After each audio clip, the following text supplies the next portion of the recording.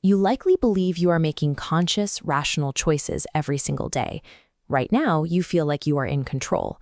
But psychology reveals that a massive portion of your life is not actually chosen by you. This gauge illustrates human cognition.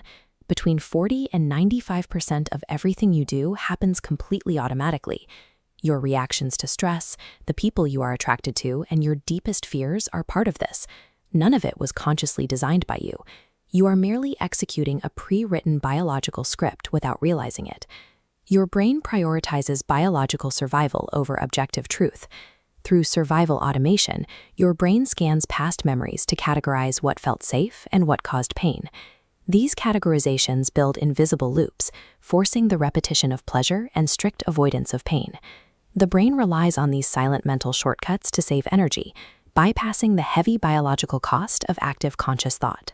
What you perceive as complex, rational decision-making is actually the brain running these ancient, energy-saving survival protocols. Think about your daily habits, your tendency to overthink emails, or your urge to people-please. If you experienced rejection early on, your brain registered that pain, building a defensive wall to avoid getting close to people. Chronic overthinking functions as a survival mechanism, firing off to avoid a repeat of past mistakes. When you avoid situations that make you anxious, your brain quietly lies to itself, claiming the situation wasn't important anyway. Feeling stuck reveals a perfectly executed survival loop, functioning exactly as it was designed. The unsettling reality is that these behavioral patterns have claimed you. This illustrates neuroplastic calcification. Neuroplastic calcification is the physical reinforcement of a neural pathway, meaning your brain biologically hardens whatever action it repeats.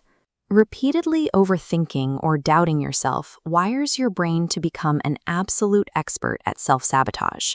Over time, you stop noticing the loop.